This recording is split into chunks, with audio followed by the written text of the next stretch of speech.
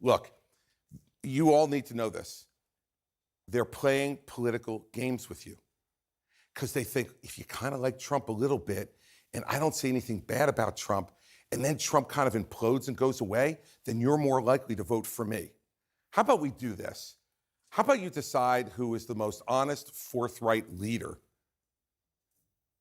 who has common sense and will put you first? And let's put that person behind the desk in the Oval Office. How about we stop these games? And I think that's a game where you want to. And look, I've said this before, Anderson. Like I was someone who thought Hillary Clinton should have been prosecuted, and I think it was wrong. And I think Jim Comey made a mess of the FBI, and he made a mess of that case. Loretta Lynch, I don't know what she was thinking about in letting Jim Comey announce that no reasonable prosecutor would prosecute that case. He's the FBI director. It's not your decision. It's the Attorney General's decision. And that has made some Republicans rightfully feel like there's two standards. We can have that argument, and we should. We should have that argument because it's wrong.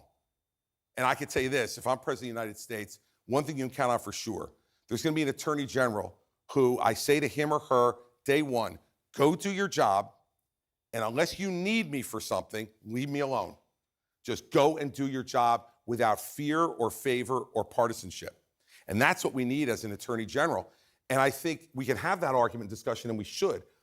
But that should not allow these other candidates to then say, oh, but I don't want to talk about anything else. I saw Lee Zeldin yesterday tying himself in knots to not answer, what do you think of the conduct? Look, everybody, whether you like Donald Trump or you don't like Donald Trump, this conduct is inexcusable, in my opinion, for somebody who wants to be president of the United States. Let's say, for instance, I'm looking at these two leading candidates right now, at Joe Biden and at Donald Trump. Let's say it's 60 years now since the Cuban Missile Crisis. Let's say there was a Cuban Missile Crisis again. And by the way, China's putting surveillance in Cuba as we speak. So this is not a far-fetched example.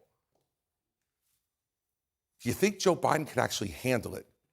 Do you think he's up to it at his age?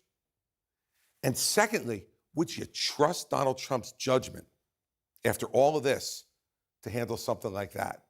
I think the answer to both those questions is no, and that's why I'm running for president. What are you going to say to Trump face to face? Depends on what he says. I can guarantee you I'm going to tell him the truth for 90 minutes because the truth matters. And I think Republican voters need to hear the truth. Do you think he actually shows up for the debate? Oh, I do. Yeah. He keeps suggesting he won't. Yeah, he loves the tease, Bob. Finish the sentence for me. If Trump doesn't show up, he is a coward. Complete and total coward.